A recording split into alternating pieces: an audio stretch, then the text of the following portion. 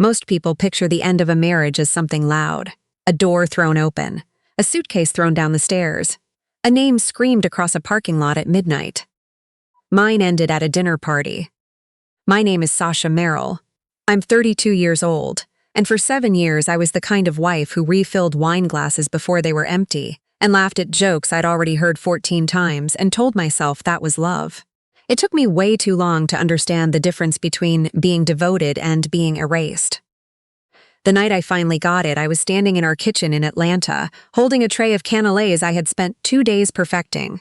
The fluted caramel shells were glossy. They smelled like vanilla and dark rum. I was proud of them. My husband walked past me on his way to the living room where his colleagues were waiting, glanced at the tray and said, "Just put them out with the other stuff." Then he kept walking. He didn't look at them again, neither did anyone else. Because he hadn't introduced them as something I made. He'd introduced them as the desserts, like they came from a grocery store, like I wasn't standing 15 feet away. I put the tray down. I looked at those canapés, and I thought, I have been the canapé for 7 years. Beautiful and visible. Something he placed where it was useful, and then forgot about entirely. That was the first time I knew in my whole body that I had to leave. But before I tell you everything, the part where the truth came out, the part where it all collapsed for him. Hit subscribe and drop a comment. Tell me where you're watching from, because if you've ever felt like the best thing you made was treated like nothing, I need you to stay with me for this one. I grew up in Portland, Maine, the daughter of a man who ran a small commercial bakery and a mother who taught high school chemistry. My father always said that bread was honest. It either works or it doesn't, he told me when I was 9, standing on a step stool to see into the mixings bowl. You can't fake fermentation. That lesson stayed with me in ways that went far beyond baking. I moved to Atlanta at 24 for culinary school. I was going to open my own place, a bakery I had already named in my head, Frost and Grain, after my last name and what I loved most. I had a business plan sketched in a spiral notebook. I had a 5-year timeline. I had everything mapped out except what was coming next. Then I met Donovan at a friend's birthday dinner. He was 30, sharp, the kind of man who commanded attention in a room without visibly trying to. He was a wealth management advisor at a mid-size firm. He laughed at everything I said that first night, genuinely laughed, not politely. He asked me what sourdough fermentation actually meant, and when I explained it, he leaned in like I was telling him the most interesting thing he'd ever heard. We got married 2 years later in a barn outside Savannah. It was a good day. I believed in it completely. For the first couple of years, things were good enough. We were busy. He was climbing at his firm. I was working as a pastry chef at a hotel restaurant, putting aside savings, still writing in the Frost and Grain notebook. Then my husband got a major promotion. We moved to a bigger house in Buckhead. The social calendar filled up fast. He needed me at client dinners, charity galas, golf club brunches on Sunday mornings. I started scaling back my hours at the hotel. Then I left the hotel entirely. He never asked me to. He just made it feel obvious, necessary. Like, of course, this was the next logical step. And I told myself that temporary sacrifices were part of being a team. What I didn't see, not at first, was that I was the only one making them. The first real crack came about 3 years in. I had been quietly developing a sourdough fermentation technique in our kitchen. A long, slow method using a wild yeast culture I'd been tending for almost 2 years. A food science professor at Georgia Tech reached out after seeing a piece I'd contributed to a culinary journal. She wanted to meet. It was small, but it felt significant. I came downstairs that evening glowing with it. My husband was on the couch with his laptop. "Something really cool happened today," I said. A professor at Georgia Tech read my fermentation piece. She wants to talk. He didn't look up. "That's nice, babe. It could lead somewhere real. She's connected to some food tech investors up in Boston." He closed the laptop, not because he was interested. Because he wanted to explain something to me patiently, the way you explain traffic patterns to someone who just got their license. "Sasha, a professor calling about a sourdough article isn't a business lead. It's a networking coffee. Don't get too excited about it."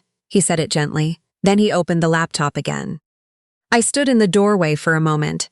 Then I went upstairs and wrote in my notebook for an hour instead. That was the pattern. Anything that made him look good or made our household run smoothly was welcome. Anything that was genuinely mine was, at best, a charming hobby. He never said the word out loud. He didn't have to. His face said it every single time. I became what he needed at events. I wore the right clothes. I remembered his colleagues' wives' names, their children's names, their anniversary months. I smiled and listened and redirected conversations. When he gave me the look that meant he wanted to talk about himself again. I was excellent at all of it. He told me so once with the specific tone of someone complimenting a well-trained assistant. I remember his 38th birthday. I wanted a quiet dinner, just the two of us. Instead, he booked a rooftop bar for 40 people without telling me. I spent the whole evening managing the guest list, making sure the drinks kept flowing, smoothing over a misunderstanding between two of his investors. At one point, I sat down on a bar stool for 5 minutes. He appeared at my elbow immediately. "You're sitting. Go talk to Prescott's wife. She looks bored." He had already moved on to someone else before I could respond. I went to talk to Prescott's wife. She was bored, so was I. That night I lay awake and did a kind of inventory I had never let myself do before. I counted the number of times in the past year he had asked about my fermentation project. 0. I counted the number of times I had asked about his work that week. 11. I started counting how many dinners I'd cooked versus how many he'd offered to make. I stopped. The math was too obvious and too sad. I knew something was deeply wrong between us. What I didn't know was that something else was happening behind my back. The morning I found out started like any other Saturday. He had gone to the gym early. He left his tablet on the kitchen island, which he never did. He was careful with his devices the way some people are careful with their wallets. Passwords on everything, screen angled away, never left unattended. But that morning he was distracted, and the tablet sat there unlocked on the granite counter. I wasn't going to look. I really wasn't. I was pouring coffee when a notification lit up the screen from across the room. I glanced over without meaning to. The preview text read, "Last night was everything. Don't let her ruin this for us." I set my coffee mug down very carefully. The kind of careful you get when your hands are shaking and you're trying not to let them show. The sender's name was Gretchen. I knew Gretchen. She was 26, a junior advisor at his firm. She had been to 2 of our dinner parties. She'd complimented my cooking both times with a specific bright warmth that I now understood was guilt, not admiration. I scrolled up. My hand stayed steady. That surprised me. The messages went back 4 months. They weren't just texts. They were a whole second life, inside jokes, future plans, entire conversations that had the texture of something comfortable and established. And then I found my name. She's so checked out, G. Like a very neat roommate with decent cooking. She never pushed for anything. She just kind of folded. I don't even feel guilty about it anymore. Is that terrible? No, you deserve someone who actually matches you. I read that last line twice. Someone who actually matches you. I thought about the canapés on the tray. I thought about the professor at Georgia Tech whose email I had only half followed up on because I'd talked myself back down from excitement. I thought about the frost and grain notebook in my nightstand. Pages still full, but the handwriting growing less frequent each month. Then I waited for the panic, the nausea, the collapse. It didn't come. What came instead was clarity, cold and precise, like the first inhale of a Maine winter morning. I heard the garage door. I put the tablet back exactly where it had been. I went back to my coffee. When he walked in, I handed him a cup. He took it without really looking at me. He picked up the tablet, checked the screen, and relaxed. Just slightly, when everything appeared undisturbed. "I'm going to the farmer's market," I said. "Sure," he said. I drove to the farmer's market. I sat in the parking lot for 40 minutes. Then I called a family law attorney my friend Becca had used the year before. Her name was Adriana Walsh, and she had the kind of voice that made you feel like you were not crazy and not alone. I made an appointment for Monday morning. Over the following week, I moved very quietly. I did not confront him. I photographed the financial records I could access. I called Adriana every day. I read every document she sent me. I kept cooking dinner. I kept going to his work events. I smiled the way I'd been smiling for years, and I waited. The divorce papers were served to him at his office on a Wednesday. Adriana told me his assistant called, very flustered, to confirm receipt. I was at home packing when he walked in that evening. He stood in the bedroom doorway looking at the open boxes. His face moved through confusion, then calculation, then a flash of something that might have been fear. "What is this?" I'm leaving, Donovan. Sasha, come on. I know about Gretchen. The almost law died completely. He looked at me the way someone looks when they've been caught, but haven't yet decided whether to deny it. You went through my tablet. You left it open. He crossed his arms. So you're blowing up 7 years over something that doesn't even mean anything. That's not why I'm leaving. I kept folding a sweater. My voice was completely level. I'm leaving because I've been disappearing for years and you never noticed. Gretchen just confirmed that you don't actually see me at all. That's dramatic. He dropped into the tone he used when he wanted to make me feel unreasonable. Where are you even going to go? You don't have a job, Sasha. You don't have. Goodbye, Donovan. He stood in the doorway. He was waiting for the explosion. The tears, the throwing of things, the begging. He needed it. Needed me to perform the falling apart so he could feel like the thing we were ending had been real and significant. I gave him nothing. I picked up the box. He stepped aside. I walked past him and down the hall and out the front door. The drive to Maine took 16 hours. I stopped twice for gas. I cried once, somewhere outside of Hartford for about 4 minutes. Then I turned up the radio and kept going north. My father's cottage was in Pemaquid Point, a small rocky town on the mid-coast of Maine that most people couldn't find on a map. He'd left it to me when he passed 4 years ago. My husband had called it a liability and suggested selling. I had paid the property taxes quietly from my own account every year and said nothing about it. I'd forgotten how the place smelled. Salt and cold pine and old stone. The kitchen still had the same yellow curtains my father had never replaced because he said they made the afternoon light look warm.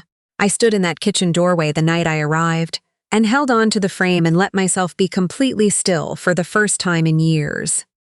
I wasn't starting from nothing. I had my notebooks. I had my sourdough starter, 2 jars of it, carefully wrapped in a cooler the whole drive. I had my grandmother's cast iron skillet and my father's bread knife and 7 years of knowing, somewhere underneath all the doubt he'd layered over me, exactly what I was capable of. I slept 12 hours that first night. I found work at a small artisan bakery in town called Cold Harbor Bread. The owner, Thomas, was quiet and unhurried and did not ask personal questions. He watched me work for 2 days and then moved me to the specialty loaves without a word of explanation. 3 weeks in, a customer came back to the counter specifically to find out who had made the dark rye she'd bought the day before. Thomas pointed at me. The woman said, "I haven't tasted bread like that since my grandmother was alive." She wasn't performing a compliment. She looked like the memory had genuinely arrived and surprised her. I went into the back and stood with my hands on the prep table and let that feeling move through me. Not happiness exactly. Something quieter and more durable. Recognition. I started working on my fermentation technique again in the evenings at the cottage. I finally wrote the full follow-up email to Dr. Renner at Georgia Tech, the professor who had reached out 2 years ago, to whom I had sent one apologetic reply and then let the thread go cold. She wrote back within the hour. We began meeting over video call every other week. She had connections to a food science incubator in Boston. That spring, with their guidance and support, I filed a provisional patent application for my fermentation methodology. I did not tell anyone in Atlanta. 6 months after I left, my friend Becca called. "You need to hear this from me," she said, "not from the internet." Donovan was engaged. He had proposed to Gretchen at a restaurant in Midtown, posted about it, the whole thing. There was going to be a large engagement party at the Biltmore in October. Clients, colleagues, open bar, ice sculptures. Gretchen had described it in her social media story as the party of the year. I was pulling weeds from the back garden when Becca called. I kept pulling weeds. "Are you okay?" she asked. "Yes," I said, "actually, yes." She was quiet. "You don't sound devastated." "I know." The day of the engagement party, I went kayaking. The water off Pemaquid in October is cold enough to feel like a fact. The sky was slate gray and enormous, and I was alone in it, paddling out past the lighthouse until the harbor was a thin line behind me. I sat on the water for a while. Somewhere in Atlanta, he was probably adjusting his tie in a mirror. She was probably in a white dress. His investors were already on their second round of cocktails. I put my paddle across my knees. "I release you," I said to the water. The Atlantic did not respond. That felt right. I paddled back in. Now here is the part I wasn't present for. but I heard it in full detail because of Howard Belts. Howard was in his late 60s, a retired CPA who had been my father's accountant for 22 years. He was sharp, occasionally blunt, and had precisely zero patience for what he called people who mistake performance for substance. He had also done consulting work for Donovan's firm back in 2019, which was why he received an invitation to the engagement party. He told me later he almost didn't go. He was glad he did. He showed up at my cottage 3 days after the event with a tin of store-bought cookies and a look on his face, like a man who had just watched something deeply satisfying unfold in real time. "You should have been there," he said, sitting at my kitchen table. "Tell me everything," I said. So he did. The party was exactly what you'd expect from Donovan at peak Donovan. Ice sculptures at the bar, open top shelf everything. Gretchen in a white dress. Howard noted the choice with quiet amusement. Donovan giving a toast that was technically about love, but was really a very thinly veiled press release about himself. About finally recognizing what he deserved. About stopping the pattern of settling. There were enough pauses built in for the room to appreciate the subtext. Howard had been standing near the bar with a group of Donovan's clients. Donovan worked his way over, confident, glad-handing. Gretchen on his arm, the ring catching the chandelier light. Howard shook his hand. "Congratulations," he said. "You look like a man who just made a smart investment." Donovan smiled broadly. He liked that framing. "Speaking of which," Howard continued, in the same easy conversational tone, "I saw the news about the licensing deal. Your ex-wife's fermentation patent, quite a number." The smile stayed on Donovan's face for exactly 1 beat too long, the way an image hangs on a screen before it loads. "Sorry?" "The sourdough methodology. The food tech licensing deal that closed last month out of Boston." Howard took a slow sip of his drink. "I know some of the people at the incubator. They were very pleased with how it came together. Said it was one of the cleaner IP acquisitions they'd facilitated in years." He paused. Looked genuinely curious. "I assumed you knew, of course, given that she developed most of it during your marriage." Donovan said nothing. Prescott, one of his larger clients, the same Prescott, whose wife I had been sent to entertain at my husband's 38th birthday party, tilted his head. "Wait, your ex-wife holds a licensed patent?" Donovan started. "In food tech?" Prescott said. "That sector's exploding right now. What's the valuation on the licensing deal?" Howard named a number. The color, Howard told me, left Donovan's face the way heat leaves a room when you open a window in January. Gretchen looked at Donovan. Donovan looked at Gretchen. Howard watched both of them do their mental arithmetic in real time and arrive at the same uncomfortable sum. Prescott's voice had no warmth in it now. He managed other people's money for a living and had very specific feelings about mismanaged assets. "You let an IP portfolio like that walk out in the settlement?" Donovan attempted a recovery.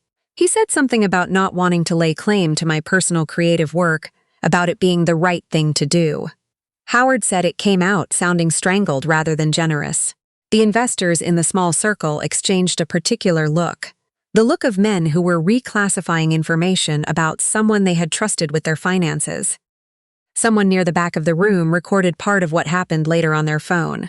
The clip was short, 40, maybe 50 seconds, and it showed Donovan snapping at a server over the wrong garnish in his drink. Nothing catastrophic on its own. But then Gretchen reached over and touched his arm, and he pulled away from her sharply and said, loud enough for the next table to hear, "I said I'm fine. Stop hovering." The clip got shared. Not viral, not millions of views, but shared, among exactly the kind of people whose opinions affected the bottom line of a wealth management practice. His clients were the sort who watched a clip like that and began having very quiet conversations about temperament and portfolio management, and whether the two were related. By the following Friday, 2 significant clients had requested to begin transitioning their accounts elsewhere. My phone rang the Saturday after that, an unknown number. I almost didn't answer. Sasha, his voice was ragged. He sounded like he hadn't slept in several days. "Donovan, I need to talk to you." "Okay," I said. I was making coffee. I kept making it. "The firm has. There's been some movement with clients. Some things are shifting." He stopped, started over. "Gretchen and I are taking some time apart." "I'm sorry to hear that," I said. And I was, in the distant, impersonal way you're sorry about weather. "Are you?" There was an edge. Then the edge dissolved into something more desperate and unguarded. Sasha, you were always the steady one, the smart one. I said things I didn't mean and I was under pressure and he exhaled hard. What if we approach this differently? Your methodology, my client network, we could build something serious together. You know we could. I looked out the window. The harbor was flat and silver in the morning light. A lobster boat was heading out. You don't want me, Donovan, I said quietly. You want access to something I built. That is not. It is. And honestly, that's almost more honest than anything you said to me in the last 4 years of our marriage. I poured my coffee. Get some rest. Find a good therapist. Stop trying to manage people and actually talk to them. Sasha, please. Take care of yourself. I hung up. I blocked the number. I sat at the kitchen table with my coffee and listened to the cottage settle around me. Outside, the gulls were making their morning noise. The old clock on the wall ticked the way it had been ticking since my father wound it. That was the last time I spoke to him. It has been 14 months since I drove out of Atlanta with 2 jars of sourdough starter and a cast iron skillet. Frost and Grain is a real place now. I opened a retail space in Pemaquid 8 months ago, attached to a commercial kitchen where I run weekend workshops that currently have a 6-week wait list. The licensing arrangement with the food tech company is ongoing, and Dr. Renner and I are working on a second application together. I hear about Donovan occasionally through people we used to know. The firm is smaller. He and Gretchen are no longer together, as far as anyone knows.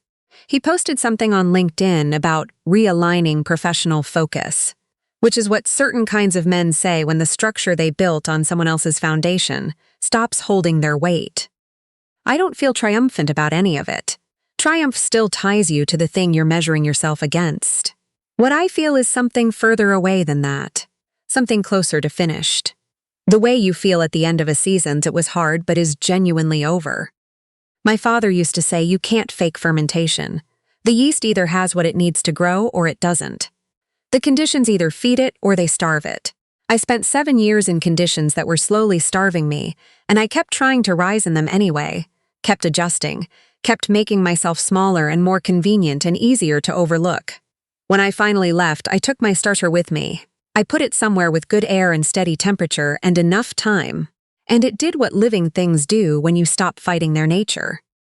There is a window in the bakery that faces east. In the early mornings, when I'm shaping the first loaves and the town is still quiet, the light comes in low and warm and turns everything the color of good bread. I stop sometimes and just hold still inside of it. I am 32 years old. I own this, all of it. The work, the light, the silence, the life I almost talked myself out of believing I deserved. I didn't destroy his world. I just stopped building mine inside of his. The moment I stepped back, it became very clear which one of us had actually been holding up the wall. I took a sip of coffee this morning and watched the boats go out and felt something I haven't had a word for until very recently. The word is whole, and that, in the end, is the only revenge that ever really counted.